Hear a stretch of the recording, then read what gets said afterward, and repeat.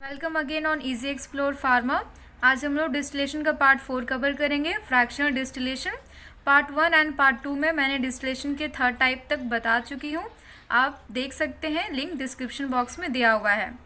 Fractional distillation को 6 part में cover करेंगे। First, principle, design, working, application, merit and demerit of fractional distillation. So let us start from the principle. तो fractional distillation क्या होता है? Fractional distillation को rectification भी कहते हैं। Fractional distillation is used for the separation of the mixture of a miscible volatile liquid having different but close boiling point by using the fractionating column. इसका use करते हैं मिजिबल लिक्विड को separation करने के लिए जिसका बॉइलिंग पॉइंट बहुत ही ज़्यादा क्लोज होता है। For example acetone and methanol. Acetone की बॉइलिंग पॉइंट हो गई 56 डिग्री सेल्सियस एंड मिथेनॉल की 65 degree Celsius. So both having the same और very close boiling point, not same but close in boiling point. So we can easily separate acetone and methanol with the help of the fractional distillation. So before discussing this principle, we need to discuss difference between fractional distillation and steam distillation.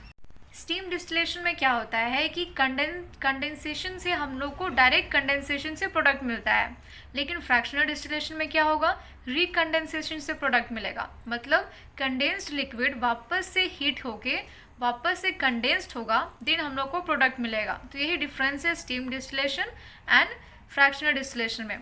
तो अब इसके principal को समझते हैं। इसके principal simply हम लोग diagram से भी समझ सकते हैं। ये है हमारा रिबॉयलर।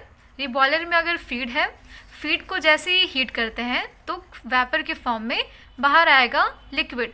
ये वेपर ऊपर जाके वापस से कंडेंस्ड होके वापस से नीचे आएगा। मतलब ये ascending vapour and the vapour which come back after going into the fractionating column recondensed होके उसके बाद कंडेंसर में जाएगा, देन हम लोग को प्रोडक्ट मिलेगा।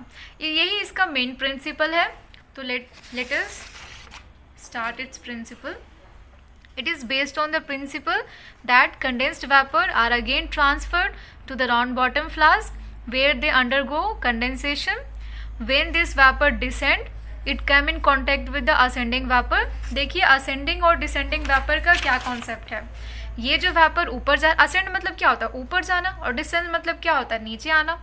तो ये जो वेपर ऊपर जा रहा है ये असेंडिंग वेपर है, एंड द वेपर जो ऊपर से वापस से नीचे आ रहा है उसको डिसेंडिंग वेपर बोल रहे हैं। यही असेंड वेपर और डिसेंड वेपर ये दोनों आपस में मिलके एक कॉन्सेंट्रेटेड वेपर बनाएंगे और फिर कंडेंसर में जाके हम लोग को प्रोडक्ट मिलता है। तो अब हम लोग इसके कंस्ट्रक्शन को देखेंगे। इसके कंस्ट्रक्शन में मिली 3 पार्ट्स है। फर्स्ट है स्टील। स्टील के अंदर भी 3 पार्ट्स है, reboiler, heating element and feed. So let us start this with the diagram. तो अब हम लोग इसके कंस्ट्रक्शन को देखेंगे। इसके कंस्ट्रक्शन में मिली 3 पार्ट्स है। फर्स्ट है स्टील। स्टील के अंदर भी 3 पार्ट्स है, reboiler, heating element and feed. So let us start this with the diagram. तो अब हम लोग इसके कंस्ट्रक्शन को देखेंगे। इसके कंस्ट्रक्शन में मिली 3 पार्ट्स है। फर्स्ट है स्टील। स्टील के अंदर भी 3 पार्ट्स है, reboiler, heating element and feed. So let us start this with the diagram. तो ये हम लोगों के apparatus which is used for the fractional distillation. ये रिबॉयलर है। रिबॉयलर जो स्टील रीजन के अंदर में आता है, इसमें फीड रिजर्वायर है, और ये है fractionating column. Fractionating column, reservoir, feed reservoir and this reboiler came under the steel. Second है हमारा फ्रैक्सिनेटिंग कॉलम और रेक्टिफाइंग कॉलम। ये between still and condenser region में होता है। ये देखिए, ये हमारा फ्रैक्सिनेटिंग कॉलम, ये between still and condenser region के बीच में है। इसका काम क्या होता है, जब यहाँ से वेपर असेंड होके ऊपर जा रहा है और यहाँ आने के बाद रिकंडेंसेशन के लिए जो वेपर नीचे आ रहा है, असेंडिंग एंड डिसेंडिंग, असेंड और डिसेंड दोनों वेपर जब आपस में मिल रहे हैं तो काउंटर करंट फ्लो हो रहा है। काउंटर करंट फ्लो होने से क्या होगा कि इक्विलिब्रियम जनरेट होगा। इक्विलिब्रियम जनरेट होगा तो जो लेस वोलेटाइल होगा, ये मैं पहले ही बता चुकी हूँ पार्ट 2 में कि लेस वोलेटाइल बहुत जल्दी कंडेंस्ड हो जाता है। यहाँ पे नोट्स में भी लिख चुकी हूँ, आप लोग देख सकते हैं। ये हमारा नोट्स है। Ascending vapour more volatile, low boiling point. Descending vapour less volatile, more boiling point. तो जो इसमें लेस वोलेटाइल होगा वो कंडेंसेशन के लिए चला जाएगा और मोर वोलेटाइल वापस से नीचे आएगा रीहीटेड के लिए। बॉयलर में फिर से हीट होगा, फिर से वो कंडेंस्ड होगा, असेंडिंग डिसेंडिंग मिलेंगे और फिर वापस से कंडेंसेशन प्रोसेस के लिए जाएगा। Due to close contact vapour tends to vaporise the more volatile component from the liquid stream. तो थर्ड है हम लोग का कंडेंसर। कंडेंसर तो आप लोग जानते ही हैं।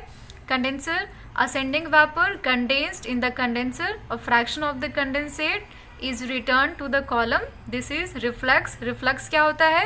condensed vapor जो वापस से reheat होके condensation के लिए आता है उसको reflux कहते हैं। जो rest of the condensate होगा वो as a product into the receiver collect हो जाएगा। तो ये था हम लोगों का construction। अब आते हैं इसके वर्किंग में। इसका वर्किंग बहुत सिंपल है। दो मिजिबल लिक्विड को हम लोग लेंगे राउंड बॉटम फ्लास्क में। The ascend vapour through the column, the fraction of the vapour descend. Now the concentration of the vapour will increase due to close contact of the ascend and the descend vapor. The vapor tends to vaporize the more volatile component from the liquid stream. In the same way, liquid vaporize the less volatile component. Now vapor get condensed in the condenser and collected as a product. एक बार हम लोग diagram से भी समझते हैं। हम लोग feed material को रिबॉयलर में लेंगे। जैसे ही हीट करेंगे वैपर फॉर्म होगा, वैपर ऊपर जाएगा। डिसेंडिंग ये जो वैपर ऊपर जाएगा उसको असेंड वैपर बोलेंगे। जो वैपर नीचे आएगा डिसेंड वैपर बोलेंगे। दोनों आपस में मिलेंगे। अब असेंड और डिसेंड वैपर दोनों आपस में मिले हुए हैं, उसमें जो लेस वोलेटाइल होगा वही तो पहले कंडेंस्ड होगा। लेस वोलेटाइल कंडेंसेशन के लिए जाएगा, मोर वोलेटाइल वापस से नीचे आएगा रिबॉयलर में हीट होने के लिए, वापस से रिकंडेंस्ड होगा। कंडेंस्ड लिक्विड को हम लोग रिसीव कर लेंगे as a product in the receiver. तो ये था हम लोगों का वर्किंग। इसका एप्लीकेशन क्या होता है? अल्कोहल को हम लोग प्यूरिफाई कर सकते हैं from the mixture of alcohol and water में से। हम लोग इसका यूज़ कर सकते हैं for the separation of the miscible liquid, for example alcohol water, acetone and water, chloroform and benzene. इसका मेरिट क्या है? ये कंटिन्यूअस प्रोसेस है। कंटिन्यूअस और बैच प्रोसेस क्या होता है मैं पहले ही बता चुकी हूँ, आप लोग लास्ट वीडियो में देख सकते हैं। ये इंडस्ट्रियल स्केल में यूज़ होता है क्योंकि फॉर द सेपरेशन ये बहुत ज़्यादा हाईली इफ़िशिएंट प्रोसेस होता है एंड इसका यूज़ करते हैं for the separation of petroleum, essential oil and fixed oil. इसका डिमेरिट क्या है? कभी कभी क्या होता है, sometimes produces difficult for different concentrated miscible liquid. कभी कभी बॉइलिंग पॉइंट इतना ज़्यादा क्लोज होता है कि उसको सेपरेट करना फ्रैक्शनल डिस्टिलेशन के लिए भी ईजी नहीं होता है। So it is very difficult to separate a different concentrated miscible liquid. तो ये था डिमेरिट। इसी के साथ हम लोगों का फ्रैक्शनल डिस्टिलेशन ख़त्म होता है। अब नेक्स्ट 2 टाइप हम लोग नेक्स्ट वीडियो में पढ़ेंगे। Thank you for watching.